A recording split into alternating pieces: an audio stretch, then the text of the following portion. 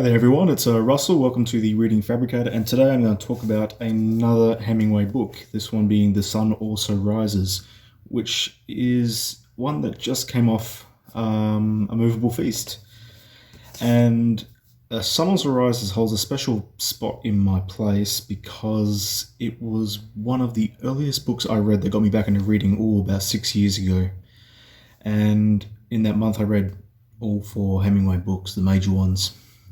At the time, I liked all 4 of them, but having been doing a revisit on his work, I've sort of, I don't know whether my taste in reading has changed or what, but I mean, my revisit to The Old Man and the Sea, while I did appreciate it, I didn't love it as much as I did the first time. So I thought, well, would The Sun Also Rises fit that same category? Because I remember absolutely loving it the first time I read it. And having come off A Movable Feast, which details his period in the 1920s leading up to the finishing of his manuscript for The Sun Also Rises, I thought that'd be a good segue into rereading The Sun Also Rises. The tale of an ex-soldier by the name of Jake Barnes who suffers from a war wound in his sexual area. It is heavily implied, it's never actually mentioned. And all of his compatriots, all of his so-called lost generation from that time period in the 1920s Paris, and the many bits of arguments and jealousies and conversations they have throughout this book, leading up to the fiesta in Pamplona in Spain, and the running of the bulls and the bullfights to do with the matadors and all that. And it was engaging, to say the least. I still maintain it's a good book, although I wasn't as enamored with it as I was the first time I read it. Maybe that's because I just got back into reading, so anything I read at that time I might have fallen for. But I still respect Hemingway as a writer, and I still respect this book quite a lot. And it is a short read, at just over 200 pages. You can do it. I did it in about 2 sittings, so I was enthralled by it. I was able to just completely immerse myself in this world. It's a fascinating exploration on the whole expats that live in 1920s during the lost generation of Paris, and in particular the love story between the main character Jake Barnes and Lady Brett Ashley, who's this English woman who's twice divorced, and she seems to have this habit of going from man to man to man to man. She just has to skip along to different men, and throughout this book she jumps along to different men as well, including one of the other side characters, Robert Cohn, who is a boxer, and the first section of the book is actually dedicated to him as told by Jake Barnes. And so when I first read this again, even though it's been many years, I immediately thought that Robert Cohn was the main character until we got to Jake Barnes. So that threw me off a little bit. I quite liked that way of writing. It was quite interesting.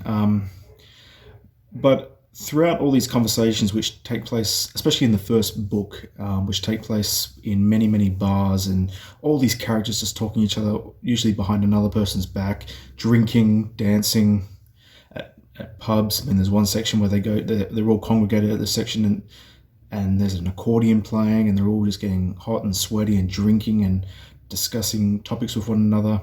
I mean, it sort of reminded me of The Great Gatsby a little bit with the parties in that book. And it got a bit exhausting, if I'm going to be honest with you. The entire first book I found to be quite an exhausting read. It was just go, just conversation after conversation after conversation in different bars and pubs, and just various characters going in and out of scenes. So I wasn't sure how I'd feel about the rest of the book. I was waiting for a pause, a moment of reflection, which doesn't happen until the second book. This novel itself, Fiesta, is split into 3 books. The first book is about 60 pages, the second book is about 110, and the last book is about 20 pages, very, very short indeed. But it's the second book where the magic happens. The second book of this Sun Also Rises is where the beauty is where I came to realize just how great Hemingway can be as a writer, and the fact that this, although technically not his debut, there was another one he did which was almost like a satire, but people would like to forget about that one, so let's just refer to this one as his debut. It is book 2 in the middle of this story where his prowess for writing does shine, where it proves that Hemingway had the makings of a great writer. In the end, as I said, this really is a doomed love story between Brett Ashley and Jake Barnes. But it's more than that as well. I mean, technically you can call this a friend zone novel, because I mean, the amount of times that he professes his love for her and she just reciprocates him, but in more of a platonic way. And it stays that way throughout the entire book. But going through book 2, given the exhaustion I felt at book 1, it proceeded through book 2 until we get to the actual trip itself. And then the book, it starts to breathe. it starts to calm down just for a little bit, just before the fiesta. And it was in those moments that I found myself gravitating towards the novel far greatly. There's a wonderful section where him and one of the people he goes on the trip down south with, they stop at a hotel outside of Pamplona, and they start to do a little fishing trip. And it's a beautiful, this day-long fishing trip where they're just going up to the stream, they got wine in the river cooling, just fishing for some trout. And Hemingway sets the scene for you perfectly. It's a really beautiful, beautiful, just amazingly descriptive moment. Also tilting towards the iceberg theory as well. The iceberg theory is in full display here, but he gives you just enough to be able to visualize the scenery of where they're fishing. It really is a wonderful moment. After they catch the fish and they have a little something to eat, they're just lying down on the grass, just sleeping, napping, with the sun going over their head. It's a really wonderful moment. They finally meet up for all the other characters, including Brett Ashley and her partner, I think it's Mike, and you've got another character called Bill. And they all go to Pamplona, and then begins the fiesta, the actual running of the bulls that they see, the fights that they go to. It's a week-long party. It's just, for about 50 pages, it just hits you hard, really hard, with all these descriptions of all this chaos that's happening, all these people in the streets, all this drinking that's happening. They go to various bars, have drinks. They meet one matador, I think his name's Romero, who Brett Ashley has a massive infatuation for after she sees him during his first bullfight. He's 19 years old, quite physically fit, and eventually goes off with him, and it just leads to all this jealousy among all the characters, just all this pent-up rage and that they unleash on each other whilst drinking so much. And it's interesting stuff. As a conversational piece, this novel delivers. I fell for it pretty hard in book 2, and then book 3 is just the conclusion of that, the ramifications of what happened and the various goodbyes that happen, including the final encounter with Brett Ashley after she's run off with Romero. And there are some physical confrontations as well throughout the book, so these pent-up rages and these altercations do come to a boiling point. But I won't spoil it. I think I should let you guys read it to find out for yourself. Is it my favourite Hemingway? No. Technically that would still be either A Farewell to Arms or For Whom the Bell Tolls. There are still passages in For Whom the Bell Tolls and A Farewell to Arms that I just think are chef kiss immaculate. Absolutely wonderful passages, including that first page in A Farewell to Arms. I can almost recite it word for word. There's almost nothing like that in this book. This book is more focused on conversational pieces rather than actual descriptive pieces, but they are still here. They are few and far between, but they are still here, and I might read a few of them for you right now.